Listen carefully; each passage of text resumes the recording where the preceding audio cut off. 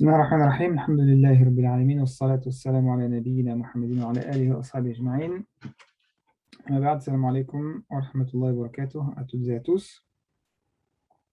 On va débuter le webinaire, Inch'Allah. Alors, je vais faire une courte introduction, puis je laisserai la parole dans un premier temps, Akram, qui est donc le responsable de European Muslim Union, donc qui co-organise avec la plateforme Les Musulmans ce webinaire autour du thème donc, de tout ce qui est lié à la radicalisation, comme expliqué par mail, comme je vais le réintroduire là.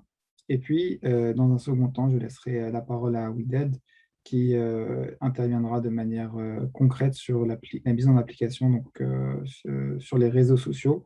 Et elle vous en dira plus tout à l'heure, Inch'Allah. Mais avant cela, je vais réintroduire assez brièvement et rapidement le thème de ce soir et le lien donc, avec la loi séparatisme. Comme vous le savez, la loi dite séparatiste, séparatisme de son premier nom, mais qui ensuite a été promulguée par le nom de loi confortant le respect des principes de la République, a été promulguée. Après, bien sûr, les navettes habituelles entre le Sénat et l'Assemblée nationale. Et cette loi qui, au départ, visait ouvertement les musulmans, de par notamment le discours du président de la République au Muro, s'est ensuite fait plus général, puisque, comme vous le savez, les lois ne peuvent viser un groupe en particulier et ne doivent pas être, donc, de ce point de vue-là, discriminatoires. Mais on le sait, à travers le nombre de fois qu'ont été répétés et scandés les mots islam et musulmans durant le discours introductif de cette loi, qu'elle vise, bien sûr, malheureusement, la communauté musulmane.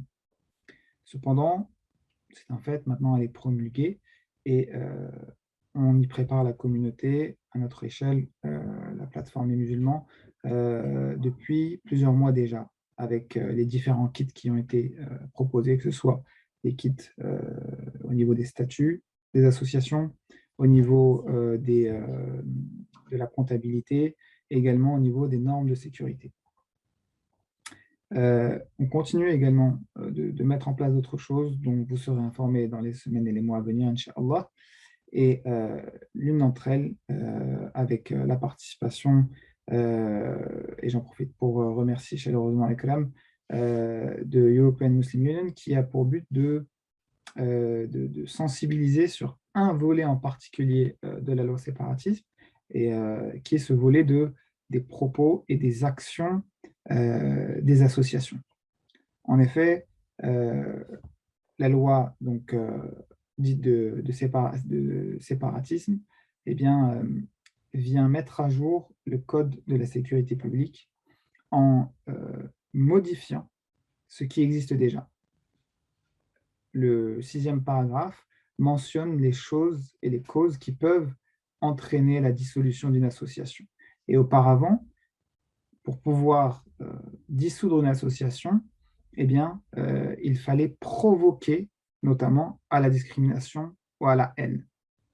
Aujourd'hui, avec cette loi qui met à jour le Code de la sécurité, la provocation à la haine ou à la discrimination est une chose, mais maintenant, contribuer de par vos agissements ou vos propos à la discrimination ou à la haine pourra entraîner la dissolution de l'association. Et avant même sa promulgation, la loi était en quelque sorte déjà appliquée à l'encontre du CCIF et de Baraka City, et aujourd'hui, comme vous le savez ces derniers jours, des éditions Nawa.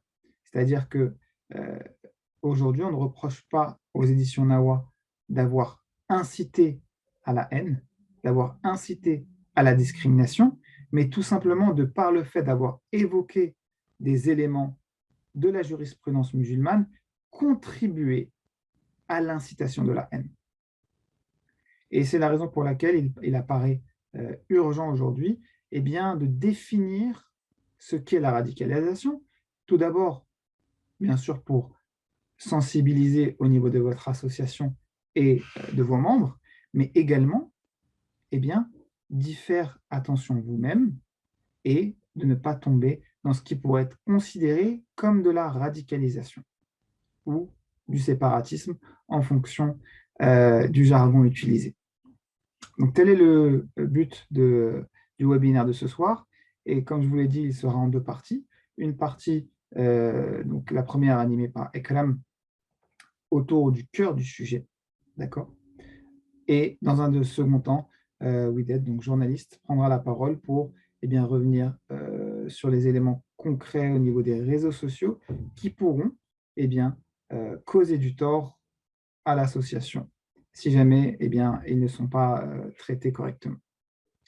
Donc ça, c'est sur le contenu. Maintenant, sur le contenant, au niveau donc, du déroulement, vous pourrez intervenir à travers le chat pour poser vos questions, que ce soit des questions en lien directement ou indirectement, d'accord. Et ensuite, j'interpellerai Ekrem ou Widad à ce moment-là si c'est une question qui est liée directement à ce qui est présenté.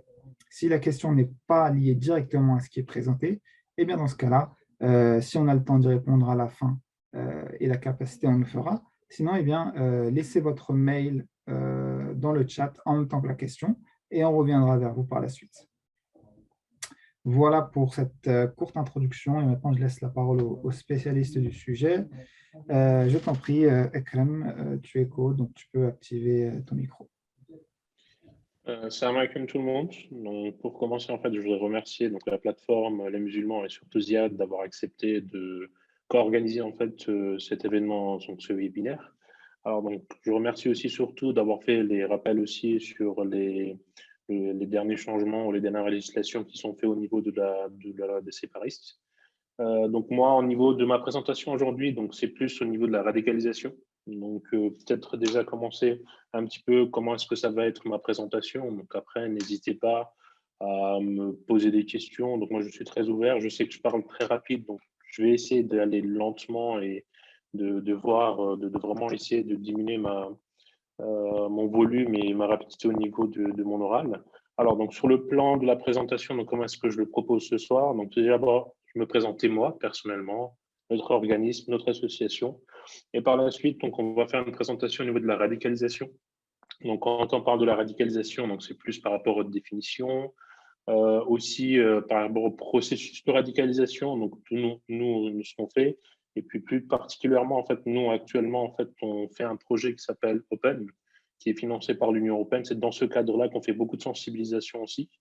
Donc, je vais aussi un peu présenter le projet et c'est surtout les produits, on va dire, les sorties de notre projet actuellement qu'on travaille toujours, qui est le thème de la radicalisation. Donc, je vais un peu vous expliquer. Et donc, voilà. Donc, si vous avez des questions, donc n'hésitez pas. Alors, donc, moi, pour commencer, donc, je m'appelle Ekrem Saïd. Je suis strasbourgeois, donc, de naissance aussi. Je milite et je travaille dans le monde associatif depuis 2011 en tant que coordinateur de projet ou responsable au niveau des relations internationales. Actuellement, je suis en pleine création, donc cabinet de conseil pour entreprises et associations. Et mon domaine d'expertise, généralement, c'est les financements, c'est la stratégie, c'est le lobbying. Et donc, quand on parle de financement, plus particulièrement, je parle de financement européen, local, régional. En dehors de ça, j'ai travaillé il y a quelques années en tant que collaborateur d'une députée au Conseil de l'Europe. Et actuellement, en fait, je dirige l'association, donc je suis directeur de l'association EMU, qui est l'Union des musulmans européens. Alors, peut-être une petite présentation aussi de l'EMU, donc pour que vous puissiez un peu avoir des informations dessus de notre organisation. Donc, notre organisation est basée à Strasbourg. Donc, c'est une organisation qui œuvre dans les domaines des droits de l'homme, la lutte contre le racisme, les discriminations, la démocratie et la citoyenneté active. On travaille aussi plus particulièrement depuis plusieurs années vraiment un focus sur la jeunesse, sur le vivre ensemble et aussi sur le dialogue interculturel. Pour votre information, notre organisation est membre du registre de transparence du Parlement européen. Et donc, l'organisation, en fait, le but de l'objectif de notre organisation, c'est une représentation des musulmans d'Europe. Et nous avons deux préoccupations majeures donc, au niveau des objets de notre association. C'est surtout promouvoir l'idée d'une Europe unie et surtout le renforcement de l'engagement des musulmans de la société civile européenne. Je peux peut-être vous expliquer plus rapidement, peut-être avec les différentes activités qu'on fait au niveau de notre association. Donc, on a 4 pôles d'activités. Donc, un, c'est EMU Report. Donc, en fait, chaque année, on choisit un pays, on fait un rapport sur la situation des musulmans. On a des EMU Talks qu'on a commencé l'année dernière, donc avec le Covid. Donc, c'est un espace de débat sur une thématique. On invite un expert, donc, comme ce soir. Donc, ça peut ressembler aussi par rapport à ça. On a commencé aussi un programme qui s'appelle EMU News. Donc, on est en train de travailler encore dessus. C'est un récapitulatif en newsletter de l'actualité européenne des musulmans sur la violation des droits de l'homme. Et donc, on a EMU News qui est notre organe de jeunesse qu'on a créé récemment. Et on a aussi un pôle projet, donc un pôle projet qui s'occupe des projets, plus particulièrement ici. Donc, on parle du projet européen financé par la Commission européenne.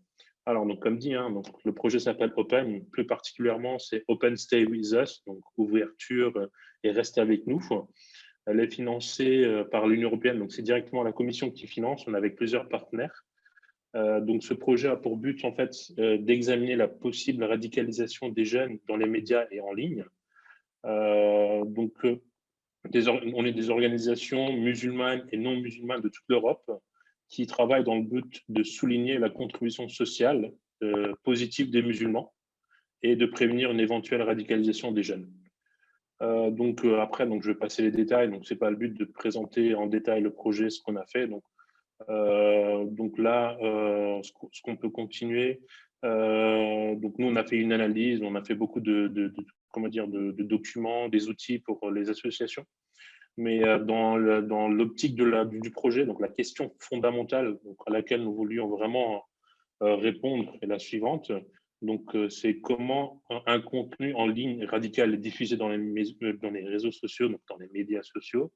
Et nous voulons également savoir sur quelle forme les médias sociaux contribuent à la radicalisation des jeunes musulmans. Bien sûr, donc, nous voulons aussi savoir sur quelle forme les organisations musulmanes qui sont déjà actives, qui font un travail vraiment avec un succès dans le domaine de la prévention. Donc après, donc là, ce qu'on peut faire, c'est que donc il y a des choses à rappeler. Donc nous, pour vous donner peut-être un feedback directement, donc un résultat important qu'on a trouvé dans ce projet, en fait, qu'il n'y a dans tous les contenus sociaux qu'on a vus, qu'on a analysés, en fait, on n'a pas vu d'appel direct à la violence dans les médias sociaux. Donc, en plus, au cours des dernières années, donc la Commission européenne et les principales entreprises technologiques, que ce soit Microsoft, Google, YouTube, Facebook, etc., en fait, ont travaillé en commun pour empêcher la diffusion de contenus violents et radicaux, et surtout en supprimant les comptes et les contenus considérés comme radicaux. Donc voilà, donc là, ce que je peux faire, c'est peut-être aller directement dans le vif du sujet. Donc quand on parle de la radicalisation, donc peut-être commencer par un premier rapport que je peux souligner. Donc par rapport à la Commission du Parlement européen, donc selon les rapports et les politiques telles que celles de l'Union européenne et des Nations unies, le terme radicalisation désigne un processus qui mène à l'extrémisme et éventuellement le terrorisme. Donc, par la radicalisation, on désigne le processus par lequel un individu ou un groupe adopte donc, une forme de violente action liée directement à une idéologie extrémiste. Donc, ça, c'est une autre définition qu'on a trouvée. Donc, après… donc, Excuse-moi, est-ce que tu as une présentation? Il y a une personne qui pose la question alors, à en fait, afficher. j'ai ma présentation. Donc, c'est les traductions que j'ai fait sur tous les rapports qu'on a fait. Donc, c'est une présentation. Donc, c'est plus par rapport à la présentation verbale que je suis en train de faire. Donc, je peux vous l'envoyer directement à la fin. Moi, ça ne me dérange pas. Hein. Donc, parce que pour votre information, donc, notre projet, en fait, avec plusieurs partenaires européens. Donc, toutes les communications se font en anglais, sauf quelques outils qu'on a déjà traduits en français. Celui-là, tous les rapports qu'on a déjà faits, ils sont en train d'être traduits, donc ce n'est pas finalisé. Mais le document que j'ai sous la main, que je suis en train de vous présenter, je peux le partager. Moi, ça ne me dérange pas. Donc, il n'y a pas de. C'est le but aussi des webinars. Il n'y a pas de. Plus on partage et plus il y aura d'informations. Et il y avait une autre question aussi par rapport Bien sûr. aux partenaires, aux interlocuteurs que vous avez sur le thème de justement la radicalisation, notamment est-ce que Dounia Bouzar en fait partie? Non, on n'a pas eu Dounia, donc la personne que vous m'avez citée, non. Donc au niveau des partenaires, donc nous comment est-ce qu'on travaille? Donc le projet, on est sur plusieurs partenaires. Donc on a un partenaire en Allemagne, partenaire en France, donc c'est nous l'association. On a un partenaire en Italie et on a un partenaire en Espagne. Donc, pour votre information, on est la seule association musulmane dans le projet. Donc c'était aussi une des raisons pourquoi on est devenu partenaire de ce projet. c'est au moins de garder, en fait, avoir une association quand même musulmane dans le processus du projet. Mais sinon, au niveau de la localité, donc nous, comme on travaille plus sur Strasbourg, mais pas d'entre-ville, donc on a travaillé avec la mairie, on a eu des contacts avec le représentant locaux, on a même vu la préfecture. Donc, juste pour votre information, la préfecture donne gratuitement des formations pour tous les acteurs de la société civile, que ce soit les associations, que ce soit d'autres acteurs. Donc, on a fait cette demande aussi au niveau de la préfecture. Donc, on a demandé quand même pour les personnes qui vont travailler dans notre projet à demander cette formation. Mais voilà, donc là actuellement, en fait, ce que je fais, c'est que je mets quelque chose que j'ai rappelé, parce que si je fais la présentation du rapport, le rapport fait à peu près, je crois que le rapport raccourci fait 60 pages, donc 60 pages d'informations, je ne pourrais pas le faire en une demi-heure, une heure, donc c'est pas le but. C'est juste d'essayer de vraiment de donner comment dire, les choses les plus importantes. Et puis s'il y a des questions, j'essaierai comment dire, de répondre au fur et à mesure qu'il y aura des questions. Ça va comme ça, Ziane? Est-ce que c'est bon? Est-ce que ça te va? Oui, très bien, Inch'Allah. De toute façon, s'il y a, il y a des, il y a des questions, n'hésitez pas à revenir si les définitions ne sont pas, pas assez claires, on reviendra dessus. Il y a une autre question, ici des dynamiques similaires, c'est-à-dire concernant la radicalisation au sujet de l'extrême droite ou l'extrême gauche. C'est-à-dire, bon, je pense que ça, tu vas les répondre au niveau de qu'est-ce que la définition de la, comment dire, qu'est-ce qui est considéré, quelles sont les idéologies considérées comme, entre guillemets, radicalisées, et est-ce que cela se limite uniquement à l'islam ou bien est-ce que c'est quelque chose qui est plus général, comme tu l'as dit tout à l'heure? Alors, donc, la radicalisation, en fait, pour vous donner plus d'informations, la radicalisation, c'est pas que lié à l'islam. C'est-à-dire que la radicalisation, vous pouvez avoir des radicalisations dans d'autres choses. Donc là, particulièrement, il y a les religions, mais ça peut être d'autres idéaux. Donc, on peut parler des extrêmes gauches, par exemple, au niveau du communisme, donc ils ont accès, par exemple, dans le temps, pour certaines réformes, révolutions, donc ils sont allés dans la radicalisation. Après, il y a des choses, en fait, le mot radical, ça veut dire aller à l'extrême, en fait. C'est ce que ça veut dire. Mais quand on parle, malheureusement, aujourd'hui, quand on parle de la thématique et radicalisation, la première image qu'on se fait directement, c'est par rapport à la religion qui est l'islam. Donc, c'est pas par rapport à ça, il y a eu d'autres radicalisations. Mais donc après, pour aussi au niveau des définitions, je voulais plusieurs définitions, et ça, c'est pour vous faire une idée, parce qu'il n'y a pas en fait une définition consensuelle de la radicalisation. En fait, il y a plusieurs auteurs qui essayent de faire une approche plus multidisciplinaire, à multiniveau, en mettant quelques lignes directives. Donc là, je vous ai donné les principes de base. C'est l'ONU et l'Union européenne. Donc au niveau des échanges et des nouveaux des rapports, c'est les informations qui se sont données. Mais j'ai aussi donc deux sociologues qui disent donc des informations aussi par rapport à ça. Mais il y en a même trois. Donc, je vous donne aussi ces informations. Après, donc comme dit, hein, c'est pas un consensus, mais l'idée, c'est vraiment, comment dire, c'est aller à l'extrême. La radicalisation, c'est ce que ça veut dire. Donc, peut-être au niveau des définitions, donc je donne déjà la première. Donc, il y a un sociologue qui est reconnu, qui a fait beaucoup de travaux sur cette thématique-là, qui s'appelle Ferhat Khosrokhavar, pardon, pour la défi- pour la donc c'est Farhat Kroskova. Donc il définit le concept de radicalisation en mettant l'accent sur une personne individuelle, donc au niveau micro, donc petite échelle. Mais sinon, la radicalisation, c'est par lequel un individu, un groupe vient adopter une forme d'action violente. C'est ce qu'il veut dire. Après, j'ai un autre sociologue donc, qui s'appelle Wilhelm Heitmeyer. Il a développé une autre théorie, donc une théorie qui dit que la désintégration sociale, prenant en compte les différents niveaux de l'écosystème d'un individu et de leur interrelation, en fait, c'est-à-dire que c'est le fait d'avoir une désintégration sociale et qui peut postuler, en fait, ou qui va aller vers la radicalisation. Et donc, j'ai une troisième définition. Après, c'est une définition des idéaux par rapport à le concept de radicalisation. Donc, j'ai un procès. Donc, j'ai Schmitt, donc un philosophe qui s'appelle Schmitt, qui définit la radicalisation comme un processus individuel ou collectif. Le terme émerge des frictions, des relations intercommunautaires et associé aussi à une polarisation politique, c'est-à-dire nous contre eux. Voilà, donc c'est par rapport à ça que je peux dire. Après, donc, on peut aussi, donc je sais pas, juste regarder si vous avez des questions encore peut-être par rapport à ça, si vous avez des choses que vous aimeriez bien donner ou dire par rapport à ça. Mais comme dit, hein, il n'y a pas de consensus au niveau de la définition, comme d'autres définitions qu'il n'y a pas de consensus. Mais comment dire, quand on parle de radicalisation aujourd'hui, le premier lien qu'on fait, que ce soit à travers les médias, à travers les réseaux sociaux, c'est directement lié en fait au niveau de l'islam. Mais comme dit, là, la terminologie radicalisation, la création, c'est pas aujourd'hui, donc ça fait plusieurs années que ça a été créé, que ça a déjà été utilisé avant qu'on parle au niveau de la radicalisation de l'islam. Alors, pardon, voilà. Donc voilà. Donc après, c'est aussi pour faire un petit rappel. Donc, quand on analyse en fait ce processus, ce phénomène, on remarque que ce processus relève moins d'une adhésion aux préceptes de l'islam.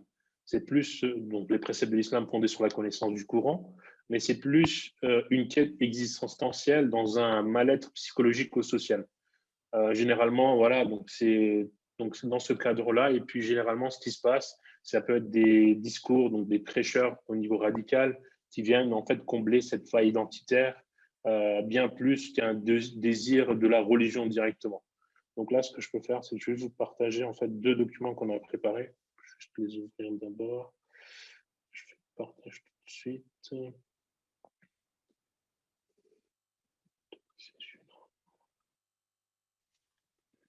Alors, affichage, je vais faire mode plein écran.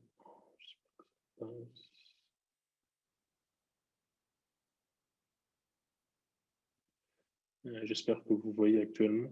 Alors, donc, quand on parle de phénomènes de radicalisation chez les musulmans, alors donc, la religion n'est qu'un facteur parmi d'autres dans la radicalisation des jeunes musulmans.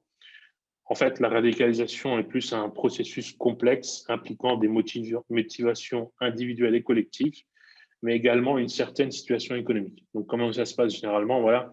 Donc, les acteurs s'efforçant à radicaliser les jeunes offrent généralement en fait plus une vision simpliste donc, du monde et une compréhension simple de l'islam, donc en dehors de la vraie religion. Donc après, il y a le retour à une idée fondamentaliste de l'islam. Ça continue aussi surtout par un rejet donc, des autres religions et des autres opinions. Donc on parle d'un discours de haine. Après, ça va plus par une polarisation de la sphère sociale et la création d'un sentiment de menace, donc nous contre eux. Et par la suite, donc le dernier, on va dire, dans le cheminement, ce qu'on peut dire, c'est la violence comme moyen légitime d'expansion idéologiste fondamentaliste et des objectifs oppositionnels qui les auront associés. Alors donc, aujourd'hui, donc, quelles catégories de jeunes musulmans sont plus susceptibles de se radicaliser? Donc, c'est ce qui soumettent à une sorte d'hypermoralité, qui ne se sentent pas chez eux en Europe, qui font face à des Juste, Ekram, Pardon. nous, on voit, nous, l'écran s'arrête à la polarisation. Ok, attends, je vais essayer de voir si je peux le descendre. Sinon, ce que je vais faire, c'est reprendre le partage. Sinon, ce que je vais faire, c'est que je vais enlever mon Sinon, truc. essaies de scroller juste vers le bas. En fait, c'est que je suis en mode plein écran, mais je crois qu'il ne le prend pas. Donc, je vais enlever mon plan en mode plein écran. Parce que comme c'est un PDF, je vais essayer de le lire directement. Donc là, normalement, vous devez le voir. Donc, on va faire comme ça. Voilà, Là, on le voit, on voit juste. Mais si tu essaies de descendre avec la barre latérale, voilà, c'est ce que je suis en train de faire. Voilà. Juste, en fait, mon ordi en ce moment, il est un peu lent. d'accord. Voilà, donc là, je pense Ok, que c'est vous êtes bon. en train de voir. Ouais. Voilà, donc, comme disait, hein, donc les catégories de jeunes musulmans, donc c'est les plus susceptibles de se radicaliser, donc qui se soumettent à une sorte d'hypermoralité, qui ne sont pas chez eux en Europe, qui font face à des circonstances sociales difficiles, dont les connaissances religieuses se basent uniquement sur les explications simplistes élaborées sur les sociaux, et qui ne sont pas reliés à une communauté islamique enracinée localement. Voilà, donc ça, c'est le premier PDF. Donc là, je passe au deuxième PDF. Donc, juste me dire si vous le voyez. Est-ce que vous voyez, Ziad, le deuxième PDF ou... Oui, on le voit, oui. Ok, je continue. Alors, donc là, en fait, sur les stratégies, hein, donc aussi pour lutter contre la radicalisation, parce que d'accord, on parle de radicalisation, mais aussi un peu vous donner peut-être des idées ou peut-être on va plus dire des conseils. Alors, donc la radicalisation n'est pas qu'une question de religion ou d'idéologie. Donc, les discriminations personnelles, les conditions socio-économiques, la situation politique, le capital social, le comportement individuel et collectif, c'est des éléments essentiels qui méritent une plus grande attention. Donc, il y a 4 sphères d'action pour lutter contre la radicalisation. Après, moi, je parle de radicalisation parce que je veux un peu expliquer un peu plus loin. Je n'utilise pas la terminologie islamique parce que pour nous, l'association EMU, cette terminologie ne nous convient pas, donc, tout simplement. Donc ça, c'était prévu de le dire après en vous donnant notre point de vue sur ce qu'on pense ou ce qu'on a préparé pour les autres associations. Alors, donc, des politiques inclusives, donc après, donc des responsables politiques qui devraient tenir compte du fait que la radicalisation des jeunes est souvent associée à des expériences discriminatoires, renforçant les idéologies, nous contre eux. Donc après, peut-être plus donner en plus en détail, c'est-à-dire que dans les études qui ont été réalisées, qu'on a fait dans les enquêtes, les personnes qui sont radicalisées, généralement, en fait, c'est l'addition de plusieurs expériences discriminatoires qui les ont en fait induits à commencer un processus vers la radicalisation. Donc, généralement, c'est une mauvaise compréhension, par exemple, de l'islam. Par exemple, ce sont des personnes issues de l'immigration, donc comment dire, ils n'ont pas le sentiment d'être chez eux, et donc une mauvaise connaissance aussi de l'islam. Généralement, ils font partie d'une famille monoparentale. Voilà, donc c'est soit le père ou la mère. Généralement, c'est le père qui n'est pas là, donc ils n'ont pas de, comment dire, ils n'ont pas en fait de rôle ou plutôt des modèles dans leur famille pour prendre exemple. Et donc c'est plus un processus de, comme j'ai dit précédemment, un processus de recherche existentielle et qui fait qu'en fait, au fur et à mesure de rechercher, et puis ils peuvent aller sur comment dire, ils peuvent aller sur des prêcheurs qui parlent de l'islam et qui renforcent plus une idéologie radicale que d'expliquer ce qu'est la religion et qui est l'islam. Voilà, donc une meilleure connaissance de la vie quotidienne des jeunes sont des facteurs clés pour combattre la radicalisation. Voilà, donc les victimes de discrimination, comme je dis, en fait, recherchent des réponses à des groupes extrémistes, semblent leur fournir en fait une idéologie basée sur la violence et considèrent aussi comme un outil d'émancipation, et ça leur donne un sentiment d'appartenance communautaire. Après, ce qu'il y a, c'est donc l'éducation politique, donc c'est un des conseils qu'on donne aussi. Les jeunes doivent comprendre qu'il n'est pas contradictoire de vivre en tant que musulman dans une démocratie. C'est un peu de les expliquer et puis de mettre un contexte, de la liberté de pratiquer sa religion. Il faut donc leur dire aussi que c'est un droit européen fondamental et qui doit être préservé. La participation des jeunes musulmans à la vie politique doit être stimulée, c'est-à-dire que les jeunes, au niveau du processus décisionnel politique, doivent être plus actifs. Après, donc, je pense que ce sera l'autre intervenant qui fera beaucoup plus d'informations au niveau des réseaux sociaux et des médias, mais je me permets quand même peut-être de surligner quelques petits en note d'introduction. Donc, les acteurs, en fait, donc, quand on a donné une éducation aux médias, c'est-à-dire que les acteurs doivent prendre en considération que le fait qu'il y a une désinformation, donc des fake news, et les discours de haine servent en fait de base à la radicalisation. Les exemples, nous, ce qu'on conseille, c'est par exemple ce qu'on fait aussi dans notre page Facebook, c'est les exemples de réussite des musulmans européens doivent être mieux diffusés, en fait, essayer de mettre des contre-narratives, mettre des exemples des musulmans, par exemple, qui font des initiatives musulmanes, de propager en fait un peu leur exemple à travers les sociaux pour essayer de contrer en fait ces discours radicaux. Après, donc, les médias et les journalistes musulmans sont des partenaires essentiels pour la diffusion aussi des approches positives. Donc, le fait d'avoir des exemples, c'est bien, mais aussi utiliser les réseaux sociaux, des journalistes pour essayer de faire entendre aussi ces voix-là. Donc, après, ce qu'il y a, c'est que ce qu'on a été remarqué et qui est le plus important, c'est que les personnes qui ont été identifiées en tant que radicales, en fait, il n'y avait pas une bonne éducation religieuse ou il y a une malcompréhension ou une malinterprétation en fait de l'islam. Donc c'est pour ça que voilà, donc une éducation islamique à proprement dite, donc par opposition à une éducation religieuse simpliste, et ça protège beaucoup sur la radicalisation. Il ne faut pas oublier que les comportements radicaux nuisent à l'ensemble de la communauté musulmane. Donc c'est pas au contraire, donc ça nuit beaucoup à notre communauté. Les associations musulmanes et les communautés au sein des mosquées sont des acteurs en fait dans la lutte. Donc il faudrait aussi essayer de les ajouter ou faire des partenariats avec eux dans ce processus-là. Donc, Alors, juste quand même, il y avait une question, bien sûr, enfin, il y a plusieurs bien sûr. questions donc, sur le PDF numéro 1. Et justement, ça va me permettre aussi également de te poser la question sur ce que tu disais entre ce qui est présenté dans le document et la limite de ce qui est présenté d'un point de vue même scientifique ou de la compréhension. C'est-à-dire, si tu peux revenir sur le PDF numéro 1. Et donc là, j'y suis, donc je vais juste le faire commencer le partage de nouveau. Ouais, non, non, Voilà. c'est bon, c'est bon. OK. Il y avait un petit décalage, c'est pour ça. La question, c'était... Alors, je reviendrai sur la question de Sahnoun tout à l'heure. Donc, la question d'Anna, c'était à quelle étape commence la radicalisation par rapport voilà, à cette infographie? Parce qu'au départ, il y a vision simpliste, le retour, le rejet, la polarisation, la violence. C'est à quel moment, en fait, qu'on est, En entre fait, guillemets, c'est-à-dire que considéré comme radicalisé? on est considéré, en fait, peut-être expliqué en deux temps.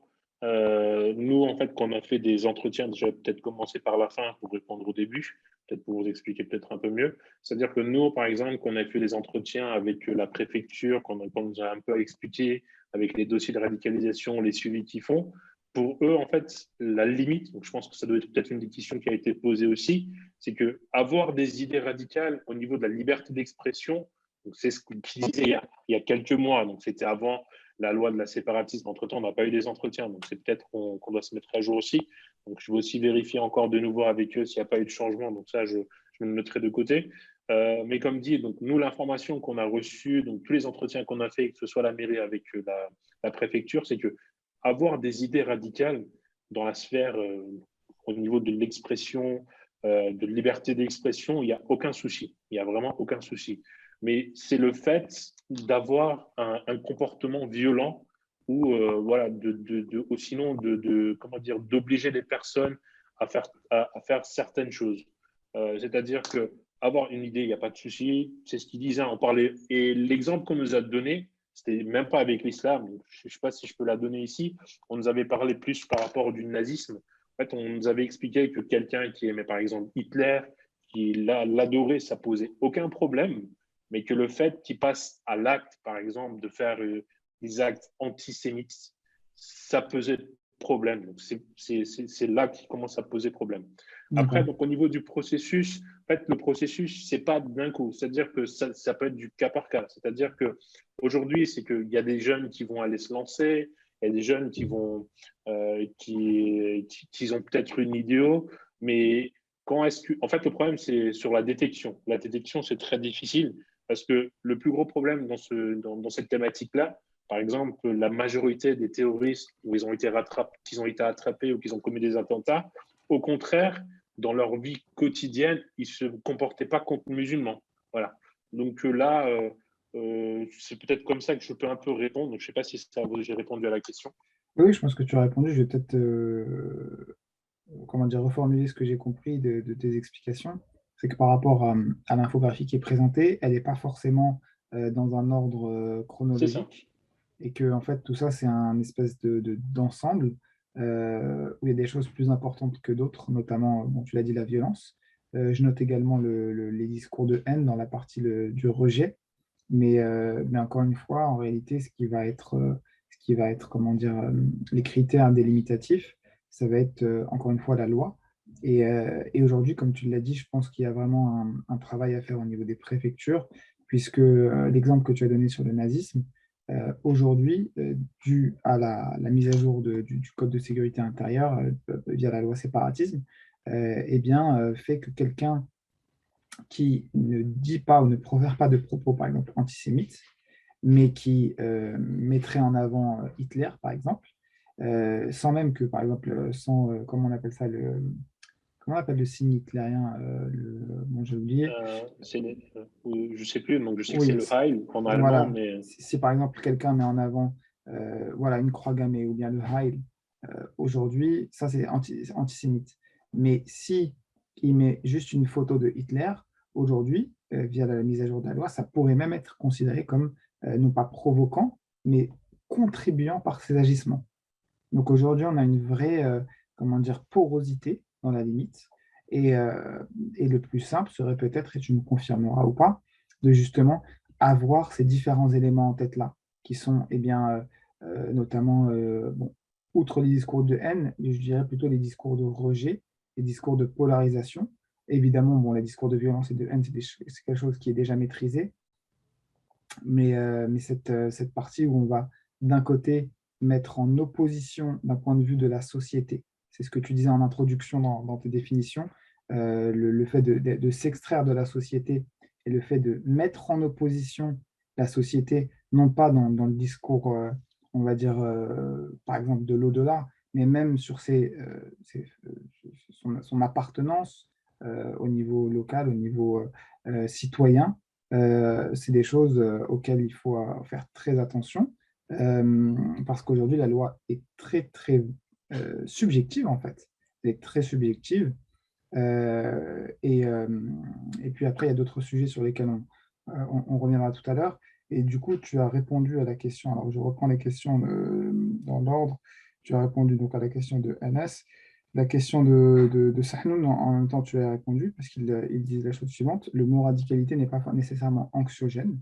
Et il citait Sandrine Rousseau.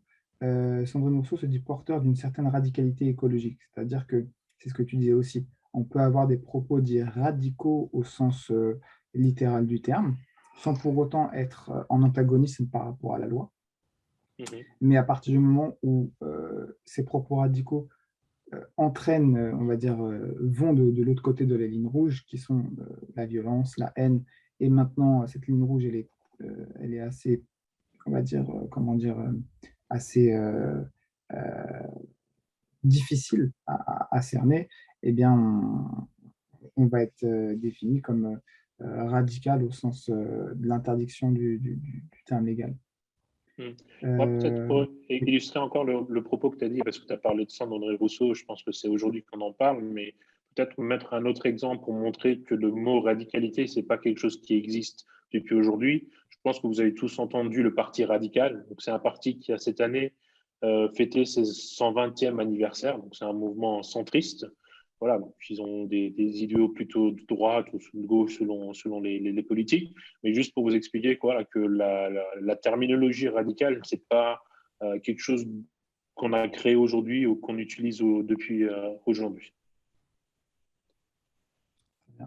alors, je ne sais pas si on aura le temps de répondre parce que là, il y a des questions un peu plus, on va dire, profondes et sociologiques qui sont un peu moins dans la partie opérationnelle. Je ne sais pas, est-ce que tu as encore combien de choses à présenter quand même pour voir si Écoute, on peut. je pense que j'en aurai pour 2 3 minutes. En fait, c'est comme j'ai parlé, il y a peut-être quelque chose que je peux rajouter encore de ce que j'ai déjà dit. C'est peut-être un petit peu répétitif, Ok, mais c'est vas-y, surtout en ben, fait, on fait comme c'est ça, ben, tu plus, termines ta on partie, a un après peu on parlé et rajoute. puis aussi parler un peu de le point de vue en fait de notre association parce que on travaille aussi dans un projet, on travaille au niveau académique, on travaille avec des académiciens, mais aussi pour montrer aussi que nous aussi on essaie de vraiment qu'est-ce qu'on peut apporter ou ce qu'on a apporté.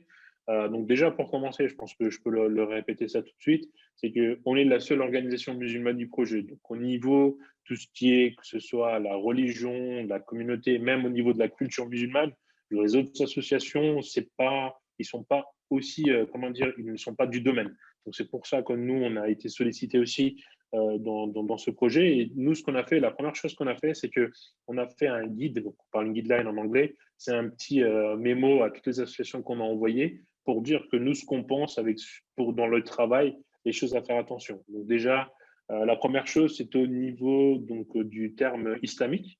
Donc nous, en fait, pour nous, il y a des terroristes, peut-être des radicaux qui peuvent être musulmans, donc qui ont de confession musulmane, mais on ne parle pas de terrorisme ou de radicalisme islamique. Pour nous, en fait, la terminologie islamique est une contradiction même dans cette terminologie.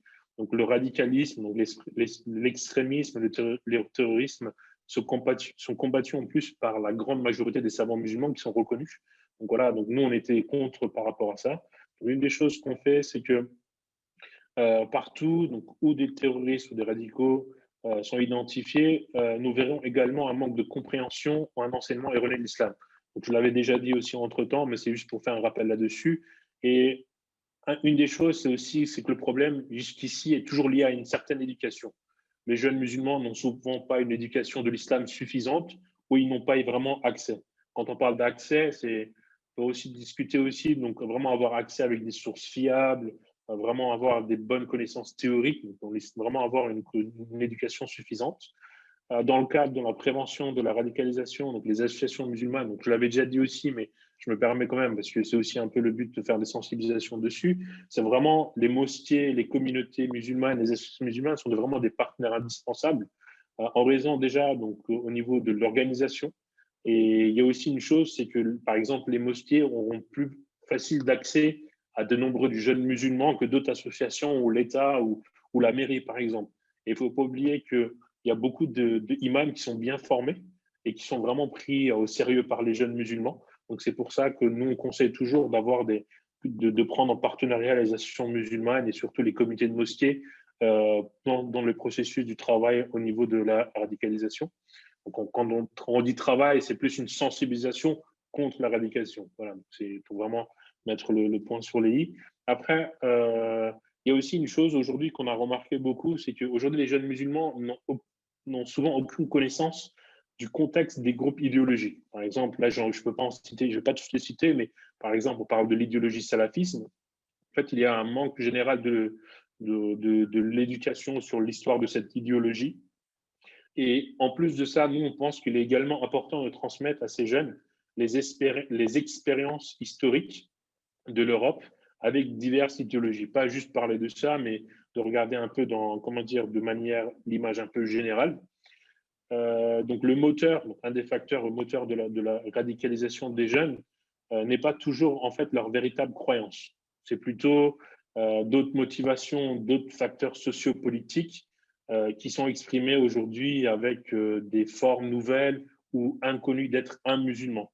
Très souvent, comme j'ai dit, hein, donc les radicaux se comportent d'un point de vue de la majorité des musulmans, pas du tout comme des musulmans. Donc il y a de la consommation d'alcool, des activités criminelles. Tout ça, c'est prohibé par l'islam, par exemple. Ainsi, donc, on peut parler aussi d'une identité constructive des jeunes musulmans en Europe, peut-être définie comme suit, donc être citoyen, parler une langue européenne et être un musulman. Par conséquent, en fait, on parle aussi d'une éducation politique, culturelle et religieuse. Euh, voilà, donc c'est un peu, voilà. Il y a aussi peut-être aussi un ressenti qu'on a beaucoup trouvé donc, par rapport à l'éducation aussi, c'est on remarque surtout que les jeunes issus de l'immigration, donc plus particulièrement les musulmans, de manière générale les immigrés, en fait, ils se sentent comme des citoyens de seconde zone. Ils ne se sentent pas comme si un citoyen à part entière. Donc, c'est aussi un des facteurs qui peut, un facteur additionnel qui fait qu'une personne peut aller, en fait, qui peut commencer un processus de radicalisation. Il y a aussi des choses qui sont très, très importantes. C'est peut-être aussi un peu faire aussi la transition aussi vers la deuxième présentation. C'est qu'aujourd'hui, les jeunes, ils ne sont souvent pas préparés comment gérer les réseaux sociaux, les médias sociaux en général. Et surtout, ils ne connaissent pas ni leurs fonctions ni leurs effets, donc les effets au niveau des réseaux sociaux. Donc, c'est bien de toujours faire, en fait, de les aider, en fait, à les former de manière générale et aussi de connaître, en fait, essayer de reconnaître des positions qui sont un peu erronées ou trop idéologiques. Voilà, donc après, je peux peut-être partager, donc Farhad Kraskova, c'est vraiment, comment dire, si vous voulez faire des lectures, c'est une des personnes qui est la plus citée en fait au niveau de la radicalisation. Donc, il a fait beaucoup de thèses, même beaucoup de livres à ce sujet-là. C'est juste que dans un de ses interviews, donc je lis juste le passage, donc il disait qu'il y a une option court et à long terme en fait dans la radicalisation. À court terme, l'appareil de sécurité, donc la police doit réagir. Voilà, donc c'est plus un aspect sécurité. Mais à long terme, il faut plus s'intéresser sur la dimension sociale. C'est-à-dire qu'aujourd'hui, les structures urbaines, ils peuvent créer la radicalisation, donc les quartiers. Donc nous avons plus de quartiers défavorisés dans nos villes où les migrants n'ont aucune perspective d'avenir. Hein, donc il ne faut pas oublier ça. Il faut essayer d'offrir en fait à ces jeunes les mêmes chances de participer à la société. Donc, on parle des égalités de chance, pardon. Après, il y a beaucoup d'études sociologiques qui montrent qu'un jeune homme nommé Mohamed n'a pas les mêmes opportunités, que ce soit en Allemagne, en France, au Royaume-Uni, qu'un certain qui s'appellerait par exemple Robert. C'est un facteur et qu'à peu près un quart, un tiers des musulmans, voilà, donc qui peut être dans ce cas-là. Euh, voilà, donc c'est pour un peu vous expliquer. Voilà, donc après, comme dit, hein, donc nous, pour un peu, il y a deux choses encore, ce que je peux dire, c'est que les mesures que nous on propose, donc c'est éducation islamique, donc vraiment avoir une bonne, une véritable éducation musulmane, vraiment compréhension de l'islam, de l'iman et de l'ihsan aussi. Et surtout, il ne faut pas oublier que au niveau de notre religion, il y a des écoles du droit islamique qui sont acceptées, Maliki, Hanifi, Hanbali. Voilà, donc, et toutes ces formes d'écoles excluent toute forme de radicalisme ou de violence. Donc voilà, donc il faut aussi financer les associations musulmanes, hein, pour qu'ils puissent faire des mesures préventives à la radicalisation des jeunes. Donc nous, c'est une des propositions qu'on fait aussi par rapport à ça. Et surtout, donc, ce qu'on a généralement besoin, donc c'est aussi, peut-être vous faisiez dans l'initiative que vous avez, c'est aussi d'avoir une organisation, c'est-à-dire qu'une organisation à travers le musulman pour que ces jeunes-là soient beaucoup plus encadrés. Voilà. Au niveau de la culture, parce que voilà, donc on avait dit éducation populaire, culture, situation socio-économique, éducation politique. Donc au niveau de la culture, donc les jeunes musulmans d'Europe ou de France ont vraiment besoin d'une identité claire, c'est-à-dire qu'ils sont majoritairement issus de la minorité, mais il faut un peu les initier à leur environnement culturel, à l'histoire politique de l'Europe ou de la France, et surtout une compréhension claire de l'islam. Une situation socio-économique. Il faut les aider aussi à améliorer surtout leur situation, hein. Donc, quand on parle emploi, identité, ses droits, donc ça doit être amélioré. Donc ça, c'est pour le long terme. Et c'est souvent en fait la frustration. Ça commence par une petite frustration qui devient en fait le fondement de son processus de radicalisation. On a parlé un peu d'éducation politique. Voilà, donc il faut en fait, donc il faut pas oublier que les jeunes musulmans de l'immigration se sont souvent mal acceptés en tant que citoyens et ils doivent être plus introduits ou plutôt ils doivent plus être actifs au niveau processus décisionnel. Là, je vais juste passer ça, juste encore finir là-dessus, comme ça, parce que ça fait quand même un petit moment que je discute, ça fait quand même 40 minutes. Je vais finir juste que, de manière générale, on essaie de catégoriser les musulmans en quatre groupes. On parle des musulmans non politiques ou apolitiques, les musulmans libéraux, les musulmans conservateurs et les musulmans radicaux. Alors, les musulmans apolitiques, c'est des groupes de musulmans qui ne sont pas organisés ou d'apparence publique.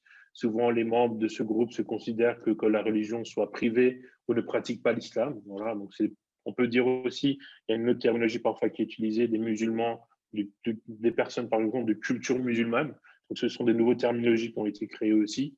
Après, donc la deuxième, donc c'est les musulmans libéraux. Donc là, on parle des musulmans qui ne veulent plus représentés par des organisations musulmanes qui sont conservatrices ou traditionnelles.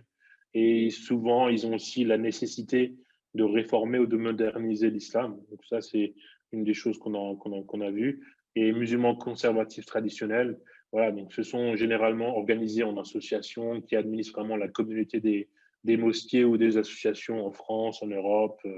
Voilà, donc, et généralement, on ne sait pas pourquoi, donc on va dire pas généralement, mais plutôt parfois, ces associations sont également aussi définies en tant que partisans légalistes de l'islam politique. Voilà, donc c'est des choses qu'on a identifiées. Et la dernière chose, donc là, les musulmans radicaux, ce sont un groupe, voilà, ça peut être un individu ou un groupe ça peut être aussi un groupe de fondamentalistes, mais qui sont plus au niveau de l'extrémisme. Voilà. Moi, si vous avez des questions, donc là, on peut passer à des questions. Donc là, je suis ouvert. Je vais essayer de répondre à toutes les questions si on a le temps. Alors là, il y a quelques... bon, pour qu'on ne tarde pas trop, pour que tout le monde garde assez d'attention pour la partie sur les réseaux sociaux, j'aimerais juste rebondir déjà sur une remarque, effectivement, alors, de Bedreddin, sur le fait que effectivement la majorité des radicalisés, ça tu pourras confirmer quand même, sont justement les personnes qui ne sont pas dans les mosquées. Et ici, on va dire, le bilan qui est fait n'est pas bien sûr un bilan qui vise les associations, mais au contraire, c'est un bilan à avoir en tête en tant qu'association. en tant que responsable associatif, vous devez avoir en tête justement que, que c'est justement les personnes qui ne fréquentent pas vos associations qui malheureusement sombrent dans ce cas-là, et c'est des arguments que vous devez avoir en tête lorsque, eh bien, comme, comme le dit le frère, alors j'ai pas son nom, de C'est ACCI, Bedrettin. que eh bien, c'est les musulmans qui sont, les associations qui sont accusées, on leur demande d'agir, en même temps on les diabolise, effectivement. Et ça, c'est justement la réponse à avoir, c'est que la plupart des personnes qui sont dites radicalisées, mais on va utiliser un terme beaucoup plus clair, qui sont tombées dans des actes de violence, eh bien, sont des personnes qui n'étaient pas dans les associations. C'est surtout dans ce sens-là qu'il faut avoir les choses en tête. C'est-à-dire que, et là, du coup, je rebondis sur la question de NS. Est-ce qu'il est légitime de demander aux associations d'intervenir sur l'aspect sécuritaire de la réponse face à la radicalisation? À mon sens, c'est non. Et ici, on n'est pas du tout dans l'aspect vraiment sécuritaire. On avait dans l'aspect de sensibilisation à ce qui est considéré comme de la radicalisation, à avoir vraiment en tête. Et puis ensuite, et là je vais poser ma question à Akram, quelles limites, nous, en tant que musulmans, eh bien, on se fixe, ou en tout cas, quelles limites dans ce qui est présenté nous correspond et on accepte, et quels sont les éléments qui sont, par exemple, tout simplement des choses trop vagues sur l'islam. Je prends par exemple l'exemple sur une vision simpliste de l'islam, pardon, une vision simpliste du monde et une compréhension simple de l'islam, la vraie religion. Ça, par exemple, toute religion, que ce soit le judaïsme, le christianisme ou quelle que soit la religion, se dit être la vraie religion. Donc, à partir de quand on considère que le fait de se considérer la vraie religion, ce qui doit être le cas en tant que musulman, fait partie d'un processus de radicalisation. Et ça me fait penser d'ailleurs à ce que disait Castaner parmi ses signes il y a quelques années de radicalisation, c'est le fait d'avoir la barbe. Et c'est à ce moment-là qu'un député lui a répondu, ou en tout cas un membre politique lui a répondu, mais Monsieur Castaner, est-ce que on vous considère, vous, comme radicalisé puisque vous avez la barbe?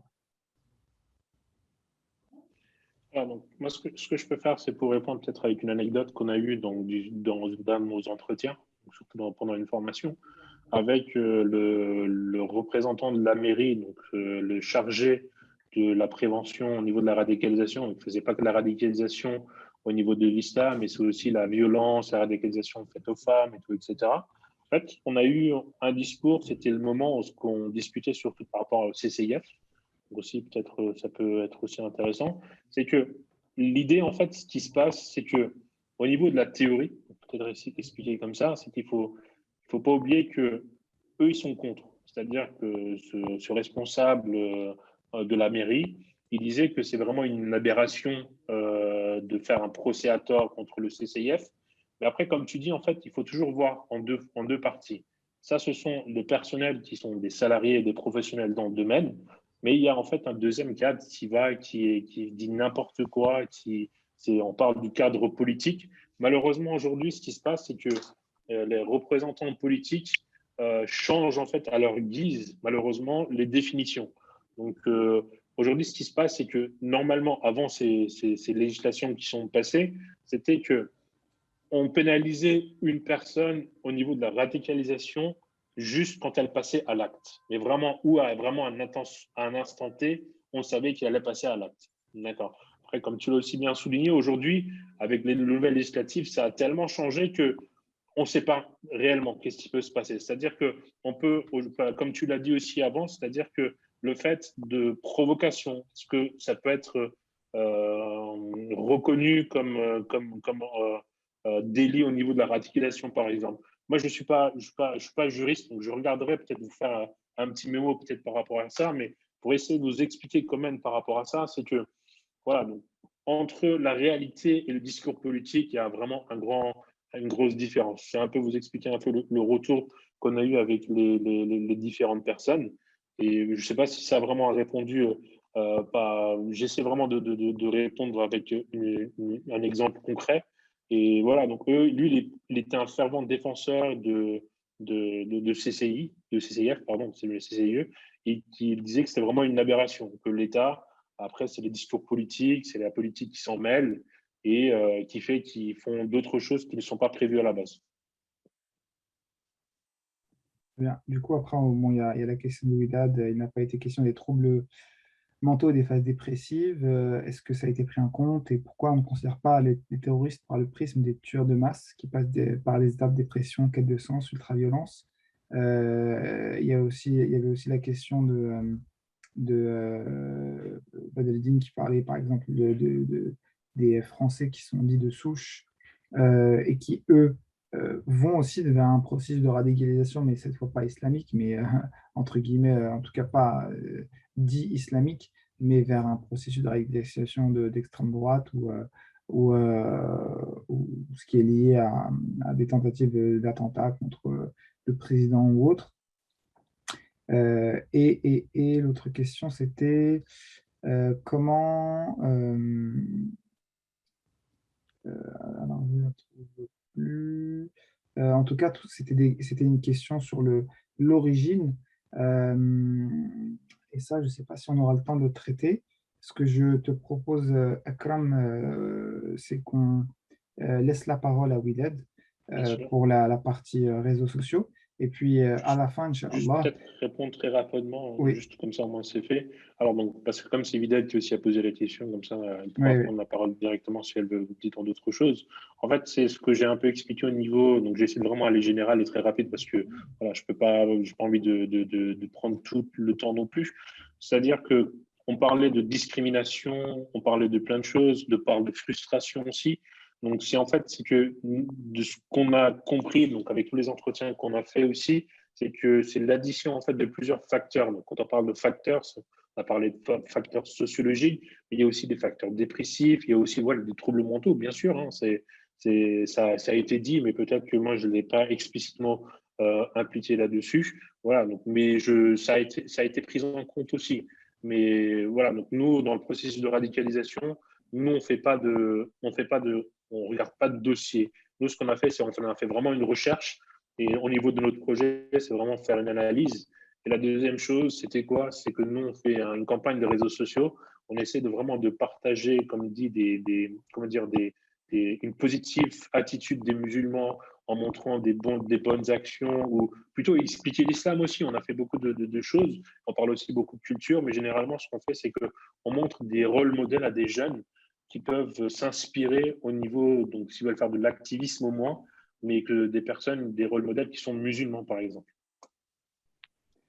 Ok, très bien. Alors juste, je vais résumer très rapidement ce que tu as dit au début, comme ça on a peut-être comme on dit, la synthèse au niveau pragmatique pour dénicher, ou en tout cas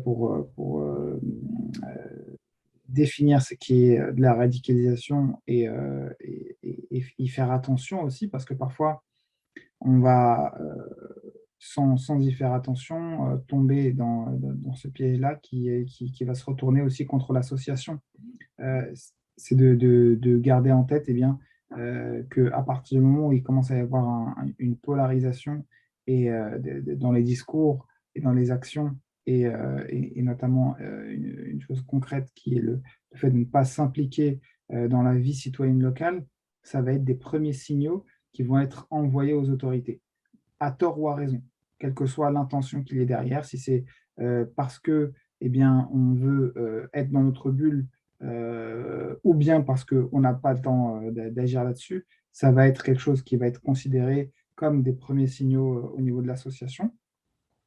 Et puis ensuite, de manière plus précise, quand, et bien sûr, évidemment, il va y avoir des discours qui vont être orientés, encore une fois, quelle que soit l'intention, vers comment dire, des sujets délicats. Et notamment, là, je vais vous reciter en entier cette fois le paragraphe du Code de la sécurité intérieure.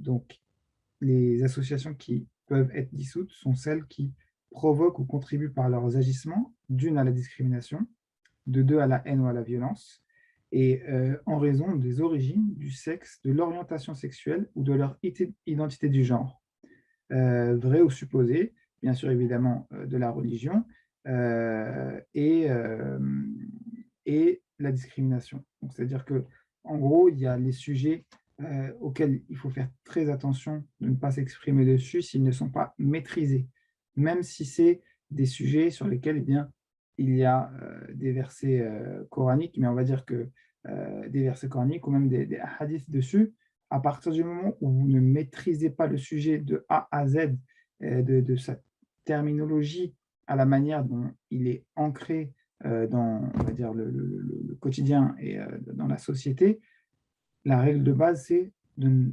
pas en parler, de prendre du recul et de se former sur ce sujet-là. Ça fait d'ailleurs partie des éléments sur lesquels, Inch'Allah, on vous tiendra bientôt informé au niveau des boucles de travail, puisque là, on est rentré globalement dans le sujet de ce qu'est la radicalisation. Et à l'avenir, on va rentrer de manière un peu plus détaillée pour eh bien, s'approprier les manières de parler de certains sujets. Vous avez compris notamment le sujet de l'homosexualité, le sujet des rapports hommes-femmes, le sujet comment dire, du fait de alors, donc le fait de quitter l'islam. Ces sujets-là, en fait, c'est des sujets qui tout de suite mettent les sonnettes d'alarme chez les autorités, à partir du moment où ils sont mal maîtrisés. Ça ne veut pas dire que on doit renier notre manière d'être et de ce que l'on pense sur ces sujets-là. Pas du tout. Ça veut dire simplement que, eh bien, si on ne maîtrise pas, on n'en parle pas. Parce que tout de suite, eh bien, on va être identifié comme tel, comme radicalisé, comme séparatiste ou autre, chez les autorités. Et puis maintenant, je vais laisser la parole à Wided, qui va pouvoir, du coup, justement, parmi ces sujets-là, eh bien, nous donner des clés concrètes au niveau des réseaux sociaux pour éviter que ces réseaux sociaux qui sont, peuvent être une manne pour les associations se retournent contre eux. Alors, le temps que Widad... alors, Widad, attends, je te mets en co-hôte pour que tu puisses présenter. Euh, alors, pourquoi je ne peux pas te mettre co-hôte? C'est bon. Tu es co-hôte? Je sais pas, tu m'entends? Vous m'entendez? Oui, on t'entend, c'est bon. Alors là, je t'ai mis co-hôte. Alors, est-ce qu'il y a une liste officielle des sujets tabous? Il n'y a pas de liste officielle, Anas, mais c'est les trois sujets que je viens de te citer là, de par les différents retours qu'on a eus au niveau des autorités et des personnes, on va dire, qui sont dans les pouvoirs publics, c'est les trois sujets principaux. C'est-à-dire vraiment les sujets auxquels il faut faire attention, en plus évidemment de la base de ce qui va être considéré comme radicalisation, c'est-à-dire l'opposition c'est-à-dire la polarisation, mettre nous contre eux, et le fait de s'extraire de la vie citoyenne. Le sapin de Noël, non, ça, à ma connaissance, ça n'en fait pas encore partie. Le jour où ça en fait partie, je crois que ce sera le nouveau, comment dire, le nouveau pins qu'on devra tous avoir à Afghanistan. Widad, ala barakatillah. Alors, merci. Merci Ekrem et merci Ziad. Je prends la transition en même temps. Je ne pense pas qu'il y ait de sujet tabou. Je pense qu'il faut vraiment faire attention à la façon dont on va les maîtriser. Enfin, comme dit Ziad, il ne faut pas que ça tombe sous le coup de la loi. Pas que la loi séparatisme. Je pense que faudra être hyper vigilant. Et après, bon, je ne veux pas déborder. Moi, je vais parler surtout des réseaux sociaux, mais par rapport à ces sujets-là, je pense qu'il ne faut pas se censurer non plus. Faut être très, très vigilant. Et il ne faut pas hésiter à ne pas se laisser faire. Faut pas, par exemple, ce qui s'est passé à la mosquée de Gennevilliers, les propos qui ont été tenus ne tombaient pas sous le coup de la loi. C'est un peu un concours de circonstances qui a fait que l'imam, du coup, il n'a pas été démis de ses fonctions, mais en tout cas, il a cessé sa collaboration. Je ne sais pas où ça en est, si ça va, je ne sais pas si tu as des pistes, toi, des infos Ziad, mais je ne sais pas où en est l'évolution. Mais là, on a un exemple concret de quelque chose qui ne passe pas sous le coup de la loi et qui, juste par pression médiatique, en fait, a son petit effet, puisque au final, il n'est plus à la mosquée de Gennevilliers. Et aujourd'hui, à la mosquée de Gennevilliers, les prêches, voilà, on a très très peur de faire des prêches, donc c'est très très lisse et consensuel. Donc je pense qu'il ne faut pas non plus céder à cette pression-là. Il faut être très intelligent et très vigilant et ne pas tomber voilà, sous le coup de la loi de ce qui est condamnable en fait en termes de propos. Je ne sais pas si tu voulais ajouter quelque chose avant que je passe aux Non, réseaux. non, je t'en prie, je t'en prie. Alors moi, je vais être très brève. On a fait une formation en fin juin avec Ziad. Donc si jamais ça vous intéresse, je serais ravie de la refaire avec vous. Donc si ça vous intéresse, vous voyez avec Ziad et puis Inch'Allah, on en organisera une. Donc c'est sur vraiment l'utilisation des réseaux sociaux de manière très... Ce que je vais faire, je vais partager mon écran. Alors comment je fais ça? Ouais, partager l'écran. Et je vais vous partager ça. Alors, normalement, vous voyez... Ouais, c'est bon, on le voit. Voilà, vous voyez. Donc ça, c'était la formation qu'on avait fait donc en juin. Donc si ça vous intéresse, Inch'Allah, vous voyez avec Ziad et puis on s'organise. Là, je vais aller directement dans le vif du sujet, directement dans la gestion des pages Facebook et Instagram, parce que ce sont les pages qui posent entre guillemets le plus de problèmes et pour lesquels vous êtes juridiquement responsable. Donc il faut savoir que pour vos pages, alors je ne sais pas exactement qui sont les personnes présentes, mais si vous avez des pages soit de mosquées, soit d'associations, vous êtes responsable de tout le contenu qui est diffusé sur ces pages, y compris les commentaires. Et donc ça, il faut faire très attention. Donc vous êtes tenu de les modérer. S'il y a des commentaires, et ce n'est pas que radicalisation, c'est aussi diffamatoire, par exemple. S'il y a un commentaire diffamatoire sur une personne et que vous ne l'effacez pas, si la personne porte plainte, vous pouvez être condamné. Ça a déjà été le cas en France. Il me semble que c'était un élu politique qui avait posté un commentaire, qui avait posté un statut et les personnes avaient commenté en dessous et du coup il a été condamné parce qu'il n'avait pas modéré les commentaires. Donc ça c'est très très important. Je vous ai mis essayez de poster principalement du contenu institutionnel et des informations sur vos associations et vos mosquées. Là, par les temps qui courent, je pense que c'est le plus sage, donc de poster du contenu, des informations, des événements, etc. Et de pas trop, enfin, pour le moment, de pas trop poster des contenus sensibles. Après, il ne faut pas non plus se censurer, mais il faut essayer d'être le plus prudent possible. Et alors, je vous ai mis, n'hésitez pas à utiliser le conditionnel lorsque c'est nécessaire. Donc ça, c'est important. Quand on met au conditionnel, on s'évite des condamnations en diffamation. Donc la modération, ce que je vais faire, c'est que je vais vous montrer... ah oui, et je vous ai ajouté ça aussi. Bon, ça n'a jamais été le cas en France, mais je pense que ça va arriver. En Suisse, il y a des personnes qui ont été condamnées parce qu'elles ont liké des commentaires. Donc ça aussi, faites très attention à ce que vous aimez avec les pages de vos mosquées et de vos associations. N'allez pas liker des posts qui pourraient vous porter préjudice. Donc ça, faites très attention. Parfois, alors je ne sais pas qui gère vos pages, mais parfois quand on gère plusieurs pages, sans faire exprès, en fait, on pense utiliser son compte personnel et on utilise un compte institutionnel. Faites très attention à ça. Donc soyez vraiment vigilants. Pour le gestionnaire de la page, en fait, il faut qu'il soit très vigilant à ce qu'il fait avec la page. Alors, J'en profite juste pour donner l'exemple concret de Baraka City, hein, qui, dans la lettre du ministère, eh bien, il y avait des tweets qui ont été cités et des commentaires sous les publications Facebook. Oui, tout à fait. Alors, sur Twitter, vous n'êtes pas responsable des réponses parce que vous n'êtes pas en mesure de les modérer. Donc, vous êtes responsable de ce que vous écrivez vous et de ce que vous retweetez, mais vous n'êtes pas responsable de ce qu'on vous répond. Ça, c'est Twitter qui est responsable. En revanche, sur Instagram et sur Facebook, vous êtes responsable.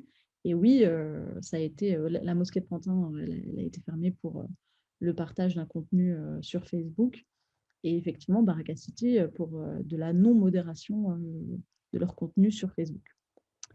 Alors, Il y a une question. Est-ce qu'un responsable associatif qui, avec son compte privé, commente et tombe sous le coup de la loi, par exemple, peut avoir son association victime des dommages collatéraux? bah, c'est ce qui s'était passé avec Baraka City. Après, la différence, Baraka City, le directeur était un personnage public à part entière. Donc, on a estimé que son personnage public à part entière portait préjudice à son association, de fait. Là, si c'est pas une personne, enfin, si la personne n'est pas un personnage public, je, sincèrement, je sais pas dans quelle mesure, mais de toute façon, aujourd'hui, c'est tellement, enfin, avec la loi séparatisme, c'est tellement tiré par les cheveux. Il me semble qu'il y a même un article qui stipule que si un membre de votre asso a commis quelque chose, on peut dissoudre l'association. C'est ça, on n'est pas loin de ça, en fait, à partir du moment où la personne fait partie des responsables de l'association. Même, et je vais aller plus loin, j'ai vu des lettres de la préfecture où c'était des personnes qui fréquentaient l'association, c'est-à-dire qui n'étaient même pas membres du bureau ou bien du conseil d'administration, c'est-à-dire qui étaient soit membres adhérents ou bien membres, c'est-à-dire juste qui fréquentaient la mosquée. C'est-à-dire qu'il faut faire très attention. Maintenant, il y a des choses sur lesquelles vous n'avez pas prises, hein, comme le fait que les mosquées sont ouvertes à tous. Donc, Non, bien sûr. De toute façon, enfin, faut pas hésiter à contester. Après, je sais que c'est facile à dire, mais il ne faut pas hésiter à contester toute procédure qui serait injuste. Et en général, elles sont souvent injustes. Après, il faut juste se faciliter en fait sur. Enfin, moi, c'est l'objet de ma présence aujourd'hui, c'est vraiment de vous faciliter sur ce que les pages Facebook, Instagram nous permettent et de s'éviter en fait d'avoir à modérer parfois des commentaires qu'on peut effacer d'office et être très vigilant sur les commentaires. Alors, il y a un temps donné hein, pour les supprimer. Je ne sais plus exactement quel était le temps, mais en tout cas, vous avez jusqu'à ce qu'il y ait une plainte. En fait, si quelqu'un porte plainte contre vous, il y a un huissier qui doit constater en fait le commentaire et vous avez le temps de le supprimer. Donc, tant qu'il n'est pas constaté par un huissier, vous n'êtes pas, coupable, entre guillemets. Alors, ce que je voulais vous montrer, c'était là, vous voyez que la ZIAD, tu vois que oui, là, on voit juste la page Les filtres à injures et mots cachés, et puis on voit ta bande de gauche avec toutes les pages. Alors, je voulais vous montrer directement, je ne sais pas. Alors, comment je quitte ça? Il Désolée. faut que tu fasses. Voilà, c'est bon. Désolée. Et je vais vous montrer du coup ça. Alors, partager l'écran. Et ça, c'est. Donc là, vous voyez la page Facebook normalement. Oui, on la voit. Là, on voit tes paramètres de la page. Oui, alors voilà. Donc, quand vous allez sur vos pages Facebook, quand vous êtes administrateur, vous allez dans les paramètres, dans Général, et vous avez modération de la page et filtre à injures. Donc ça, c'est très, très important. Souvent, quand on avait fait la formation avec Zied, tous les membres qui étaient là, personne n'avait activé en fait ces deux options qui sont très importantes. Donc ça, vous activez le filtre à injures, vous le mettez en fort. Donc comme ça, d'office, toutes les insultes sont bloquées dans les commentaires. Donc comme ça, il n'y a pas d'insultes. Et ensuite, ici, vous avez la possibilité d'ajouter tous les mots-clés que vous voulez bloquer. Donc ça, c'est vraiment... alors bon, vous voyez les mots-clés qu'on a bloqués sur la page parce qu'on avait en fait des trolls qui mettaient des commentaires très bizarres sur les lives. Mais vous avez possibilité de mettre en fait tous les mots-clés donc, qui peuvent être liés à de la radicalisation, qui peuvent être liés à des insultes, qui peuvent être liés aux trolls que vous avez régulièrement sur vos pages. Et donc ça, d'office, ça va bloquer les commentaires. Donc ça va vous faciliter déjà, ne serait-ce que sur ça. Et alors, je vais vous remettre le petit document. Donc ça, c'est pour Facebook.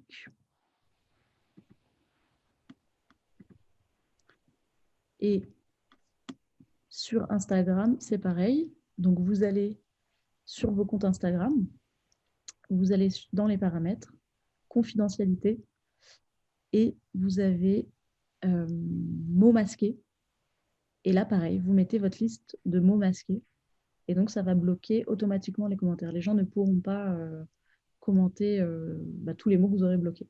Et ça, vraiment, c'est une superbe aide pour vous parce que c'est pas votre... Enfin, être CM, c'est un vrai travail. Il y a des gens qui sont payés pour modérer toute la journée des commentaires. J'imagine que vous n'avez pas les budgets pour embaucher un community manager, donc ce n'est pas votre travail à temps plein. Donc ça aide énormément. Voilà. Alors, est-ce qu'il y avait des questions? Alors, cette question, on est un peu dans le même genre que tout à l'heure. Bon, ça c'est plus du juridique. Est-ce qu'en limitant l'accès à la fréquentation d'une personne à notre asso, on ne risque pas de faire de la discrimination? Évidemment, là, on est, comme ce que disait Widad, c'est juste qu'il faut faire attention et qu'il faut juste se prémunir un maximum. Maintenant, on ne va pas rentrer non plus dans la paranoïa. Et c'est justement malheureusement l'objectif, parce que comme le disait aussi Ekram, il y a une distinction entre la partie politico-médiatique et la partie juridique. Et d'ailleurs, l'imam de Toulouse qui avait été contre qui une plainte avait été déposée parce qu'il avait cité un hadith, eh bien, il a été, alhamdoulilah, relaxé, puisque le hadith qu'il avait cité, que vous connaissez tous, avec la personne de confession juive qui va se cacher derrière une pierre, eh bien, lui, il l'a cité non pas pour faire preuve d'antisémitisme, mais il l'a cité comme l'a dit le juge alors je ne sais plus si c'est le juge d'appel ou le juge de cassation, mais il l'a cité simplement dans un contexte comment dire, de hadith, c'est-à-dire de paroles prophétiques, sans appeler à la violence ou quoi que ce soit d'autre. Parce qu'il faut aller défendre vos droits, mais bien sûr, ça implique que derrière, vous ayez réfléchi à tous ces éléments-là, que ce soit les éléments, on va dire, de présentation des sujets, les actions de votre association, et plus vous serez solide, plus vos actions seront nombreuses, et plus derrière, ce sera compliqué bien, de pouvoir vous attaquer, plus vous aurez des relations entretenues avec les autorités également, plus on va avoir du mal à dire, mais ceux-là sont en dehors de la vie citoyenne, ceux-là sont radicalisés, ceux-là sont ci, ceux-là sont ça, et surtout, lorsque eh bien, vous avez aussi des éléments factuels, c'est-à-dire que quand vous rencontrez les autorités, eh bien, vous, par exemple, vous envoyez des comptes rendus, vous avez des éléments en fait, qui aujourd'hui pourront faire preuve devant la justice. Parce qu'il faut savoir aussi qu'il y a ce qu'on appelle les notes blanches, les renseignements généraux, qui peuvent être des preuves incriminantes contre vous. Et les notes blanches n'ont pas besoin d'être ni signées, ni datées. D'accord? Euh, il suffit que dans une note blanche, il y ait écrit telle association est radicalisée, sans argument, sans preuve, sans rien, elle peut être utilisée contre vous par la justice. Alors que si, à l'opposé, vous, eh bien, vous avez des éléments qui confortent l'opposé, comme on a dit, le fait que eh bien, vous soyez impliqué dans la vie de votre ville, que eh bien, vous ne tout simplement prônez un discours religieux qui soit le discours religieux musulman, on va dire, je ne vais pas dire le vrai discours musulman, mais un discours musulman classique et qui derrière eh bien, n'appelle pas à la violence, mais de par vos activités, de par ce que vous publiez dans les réseaux sociaux, et que tout ça, eh bien, vous en avez, j'ai presque envie de dire, une archive, ces notes blanches, elles vont s'effondrer. Mais si il n'y a aucun élément que vous pouvez présenter pour dire non, nous ne sommes pas radicalisés, simplement, à part simplement votre parole, ça va être compliqué. Je ne sais pas ce que tu en penses, Widad. Oui, tout à fait. Et je réponds à ce que disait Badreddine. L'idée, enfin moi en tout cas, ce que je dis, c'est pas du tout de limiter la fréquentation des assos. Je parle uniquement des réseaux sociaux, uniquement de modérer en fait les commentaires qui peuvent porter préjudice, parce que les commentaires, c'est ce qui reste en fait. Donc c'est facile de sortir du contexte et de dire voilà ce qu'on dit sur la page de tel asso. On ne modère pas les commentaires racistes, je sais pas, je dis des bêtises, homophobes, etc. Donc bloquez-les directement. Et comme ça, c'est réglé. Ce n'est pas les personnes qui seront bloquées, c'est juste les mots. Ensuite, pour la fréquentation des associations, au contraire, je ne pense pas qu'il faille fermer la porte à des personnes, à moins qu'elles soient violentes au sein de votre association et que vous puissiez être témoin de la violence. Moi, là, je parle à titre personnel, mais moi, je ne limiterai pas, par exemple, la fréquentation d'une association à qui que ce soit. Ensuite, pour la question de Anas, comment gérer la pression médiatique? Ça, c'est un vaste sujet. Parce que Ziad avait dans ses projets justement un webinaire sur comment gérer pas la pression médiatique, mais comment s'exprimer sur les médias, etc. En tout cas, il y a quelque chose qui est très important. Si vous êtes victime d'un article diffamatoire, il faut soit demander un droit de réponse, et vous avez le droit à un droit de réponse. Et si ce droit de réponse est refusé, il faut savoir que si vous portez plainte, à chaque jour de refus de votre droit de réponse, le média en question aura une amende journalière, donc qui s'étalera jusqu'au moment où ils vous accorderont ce droit de réponse. Et vous pouvez porter plainte en diffamation. Et en diffamation, c'est à eux de prouver que vous avez dit, ce qu'ils disent. Non, c'est à vous de prouver, pardon, que ce qu'ils disent est faux. Et ça, vous pouvez le prouver avec, du coup, vos arguments. Donc, il ne faut surtout pas se laisser faire. On a tendance en général à accepter parfois que des sujets soient faits sur tel et tel assaut ou mosquée. Il ne faut pas hésiter en fait à répondre. Donc, ça, c'est très important. Oui. Parce que ça laisse des traces, même au sein du média. À répondre. Alors, j'ajoute une petite précision, mais parce que je me permets de la rajouter, Widad, parce que Widad, par humilité, elle ne va pas le préciser, de répondre avec bien sûr les compétences médiatiques et de communication qui vont avec. C'est-à-dire que si dans votre association, vous n'avez pas de personnes qui ont justement ces compétences-là, qu'on retrouve dans les personnes qui sont dans le domaine journalistique, ou bien même parfois chez les avocats, il faut s'entourer. Alors, à la plateforme, on essaie de mettre ça en place. Pour l'instant, ça reste encore informel, mais Inch'Allah aussi, ça va faire partie des choses qui vont venir, c'est-à-dire de pouvoir mettre en relation avec des professionnels, justement, de la communication, parce que c'est des choses, soit sur lesquelles ces professionnels pourront accompagner, de la même manière que les avocats et les professionnels de la communication, ou bien aussi, dans un second temps, alors ça, je ne vous le garantis pas à court terme, mais comme on a parlé à plutôt moyen terme, mettre en place des formations sur cet aspect-là de la communication, mais sur le fond, vraiment sur le fond. Mais ça, c'est quelque chose qui est un peu plus moyen long terme, Inch'Allah. Merci, Ziad. Je sais pas Merci à si... toi, Widad. Merci à toi, Widad. S'il y a Alors, d'autres questions, n'hésitez pas. Moi, j'étais très brève, très concrète. Je ne sais pas si ça vous suffit. déjà, ces éléments-là, ils sont, d'ailleurs, je vais les récapituler. Attention évidemment à ce que vous publiez, premièrement. Attention aux commentaires qui vont être faits, même si ce n'est pas vous qui les faites, vous en êtes pénalement responsable. Attention à ce que vous likez. Et bien sûr, vous avez des outils qui vont vous faciliter ça sur Instagram, sur Facebook, pour filtrer automatiquement. Voilà en deux mots. Je ne sais pas si j'ai oublié quelque chose, William. Non, parfait. Très bien, très bien. Pour pas trop s'étendre, on peut prendre quelques questions encore, mais on va aller, on va se dire jusqu'à 21h30, Inch'Allah. S'il y a des questions, n'hésitez pas à les poser. Et sinon, bien, si Ekram ou Ided voulait ajouter des choses, bismillah. S'il n'y a pas de questions, moi, je voudrais remercier déjà les participants d'avoir vraiment pris le temps de participer et de consacrer du temps donc, à cette thématique. Et surtout, toi, Ziad, et la plateforme d'avoir vraiment pu organiser cet événement en ligne aujourd'hui. Merci à toi, merci encore une fois à Wiled également du temps que vous avez consacré.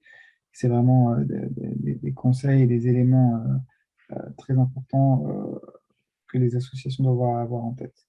Ouais. Là, d'ailleurs, il y a une question. Willette, je pense que ça te concerne directement. Je ne sais pas si tu l'as vu. Alors, serait-il opportun de réagir à une publication avec un pseudo? C'est-à-dire réagir. En fait, ça dépend de la publication. Avec pseudo ou sans pseudo, vous êtes responsable de ce que vous dites. Donc, il faut, enfin, si le contenu de cette publication est diffamatoire ou insultant ou dangereux, vous pouvez être tenu responsable. Donc, qu'il y ait un pseudo ou pas. Après, moi, je vous invite si vous avez le temps ou si vous avez quelqu'un qui peut le faire, à répondre, en fait, si bien sûr le commentaire n'est pas pénalement répréhensible. Vous pouvez répondre aux questions. Enfin, ça crée de l'interaction et c'est bien pour vos pages. Et du coup, ça me permet de rebondir à la question d'après. Est-ce que ça vaut le coup d'être présent sur les réseaux sociaux compte tenu des risques? Moi, je pense que oui. Après, bon, quand on avait fait la formation, moi, j'avais déconseillé aux gens d'être sur Twitter parce que Twitter, pourtant, moi, c'est mon réseau préféré, mais c'est un réseau de réaction à l'actualité. Et c'est un réseau où, pour que ça marche, il faut tout le temps être en colère. Et du coup, est-ce qu'une mosquée ou est-ce qu'une asso a vraiment sa place sur Twitter si elle a un compte vraiment purement institutionnel et du coup, où elle poste que des informations sur son asso, pourquoi pas, mais le compte ne marchera pas, mais bon, c'est pas très grave. Mais si elle veut avoir un compte qui fonctionne et qu'elle se met à commenter l'actualité, etc., et si elle veut avoir un compte, entre guillemets, puissant, du coup, forcément, ça va mettre la lumière sur cet asso. Et c'est ce qui est arrivé à Baraka City et à Idriss. C'est surtout son compte Twitter qui avait été cité. Insta et Facebook, moi, je conseille parce que ce sont des réseaux où on peut être présent, on peut facilement modérer.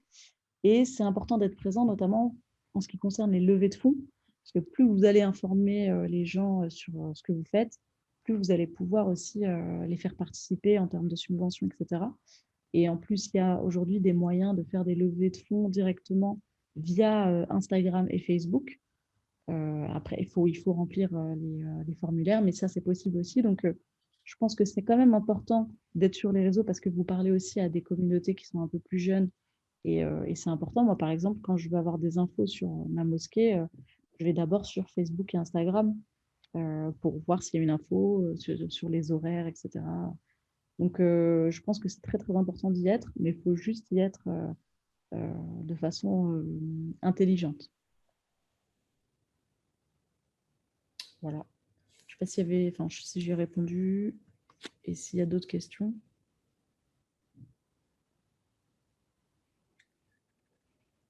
Merci à vous. Écoutez, je pense qu'on va s'arrêter là pour ce soir, Inch'Allah. Jazakumullah khair. Merci à tous. Encore une fois, merci à toi, quand même. Merci à toi, Widad, pour vos participations, pour vos éclaircissements.